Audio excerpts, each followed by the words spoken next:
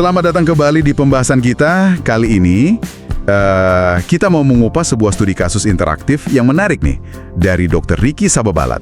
Ini menyoroti pentingnya milih uji statistik yang pas. Terutama ya pas kita mau ngecek asumsi normalitas data. Coba bayangkan skenario ini deh. Anda seorang peneliti medis, gitu kan? Terus Anda ingin bandingin nih mana sih yang lebih manjur antara dua antibiotik, chloramphenicol dan cefixime, buat ngobatin demam tifoid pada anak-anak. Nah, tapi sebelum bisa langsung bandingin rata-rata waktu penyembuhannya, ada langkah awal yang krusial banget. Betul. Yaitu mastiin dulu data waktu sembuh dari kedua kelompok pasien itu terdistribusi normal, mirip kurva lonceng gitu kan? Iya, benar banget. Itu penting.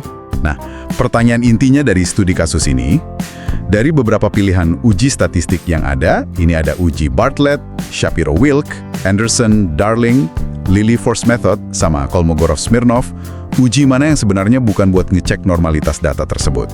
Yuk kita telusuri bareng.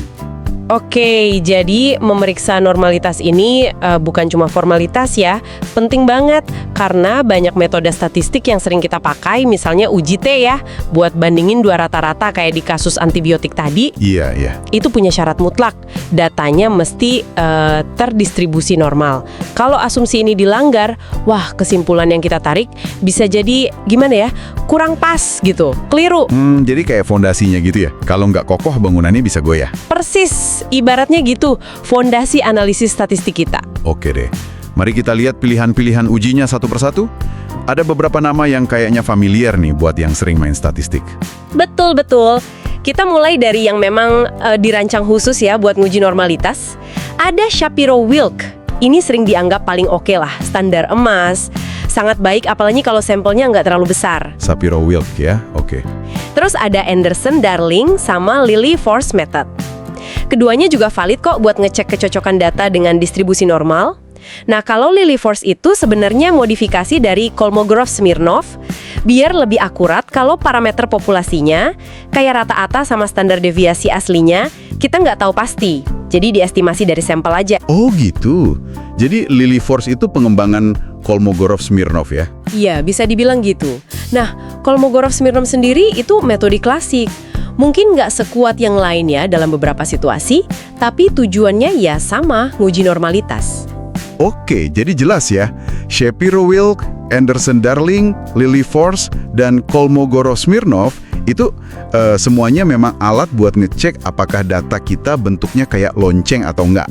Berarti jawaban buat pertanyaan uji mana yang bukan buat normalitas pasti bukan salah satu dari 4 ini dong. Tepat sekali. Nah, sekarang kita sampai ke pilihan terakhir tadi, uji Bartlett.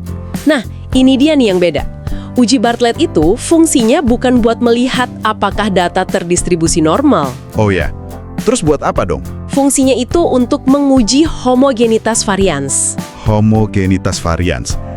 Apa tuh maksudnya? Agak teknis ya kedengarannya. Iya, sederhananya gini, uji Bartlett itu ngecek apakah sebaran atau keragaman data di beberapa kelompok itu mirip atau beda jauh secara statistik.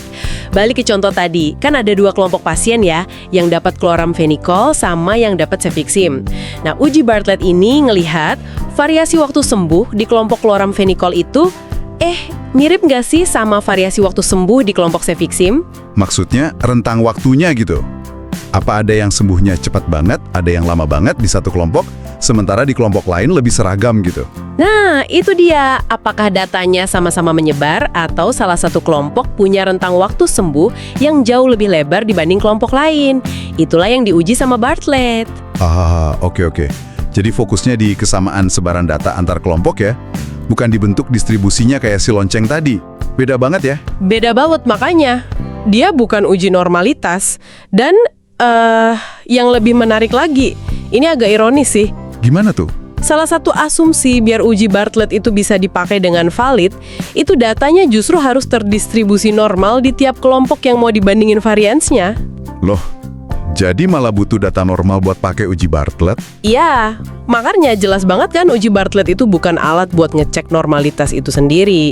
Dia ngecek asumsi lain yang juga penting, yaitu kesamaan varians. Wow, ini pencerahan banget sih. Penting ya berarti buat nggak salah kaprah milih uji. Nah terus, Apa dampaknya kalau kita salah pilih uji kayak gini di analisis data kita sehari-hari? Wah, dampaknya bisa serius ke kesimpulan. Balik lagi ke contoh antibiotik tadi ya. Kalau misalnya nih, data waktu penyembuhan itu kita cek pakai Shapiro-Wilk, hasilnya bilang normal, misalnya p-value-nya di atas 0,05 gitu kan, artinya kita nggak bisa nolak asumsi normalitas. Oke. Dan kita cek variansnya pakai Bartlett, hasilnya juga bilang homogen, p-value 0,05 lagi, artinya nggak cukup bukti bilang variansnya beda. Nah, baru deh kita bisa pede pakai uji T independen buat bandingin mana antibiotik yang lebih manjur. Jadi harus dua-duanya terpenuhi ya, normal dan homogen? Idealnya begitu kalau mau pakai uji T. Tapi, nah ini tapinya, kalau asumsi normalitas yang nggak terpenuhi, misalnya p-value Shapiro-Wilk kecil banget di bawah 0,05. Nah, gimana tuh? Ya jangan dipaksain pakai uji T, kita harus pindah haluan, pakai uji alternatif non-parametrik. Contohnya uji Mann-White nih. Uji ini lebih santai, nggak nuntut data harus normal. Oh, jadi ada alternatifnya ya kalau data nggak normal?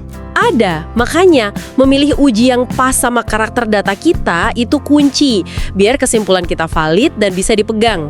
Kalau salah uji, ya bisa aja kita bilang antibiotik A lebih bagus, padahal nggak ada bedanya secara statistik. Atau sebaliknya, kita nggak nemu perbedaan, padahal sebenarnya ada. Kan bahaya ya? Iya juga ya, benar-benar krusial berarti langkah awal ini. Oke, jadi makin jelas sekarang. Intinya, kenali dulu data Anda, baru pilih senjatanya ya. Kesimpulan dari penelusuran kita kali ini. Jangan sampai salah kaprah. Uji Bartlett itu buat ngecek kesamaan varians atau homogenitas, bukan buat ngecek data Anda normal atau enggak. Kalau buat normalitas, ya pakai yang tadi disebut, Shapiro-Wilk atau teman-temannya. Asumsi-asumsi statistik ini, biasanya langkah praktis apa sih yang Anda lakukan untuk berdamai dengan data Anda sebelum dianalisis? Atau mungkin risiko apa yang paling Anda khawatirkan kalau asumsi dasar kayak normalitas atau homogenitas ini terpaksa ya diabaikan dalam praktik analisis data di lapangan? Itu bisa jadi refleksi menarik. Pertanyaan yang bagus untuk direnungkan. Terima kasih banyak atas penjelasannya yang gamblang, dan terima kasih Anda sudah menyimak pembahasan mendalam kita kali ini. Sampai jumpa di penelusuran berikutnya.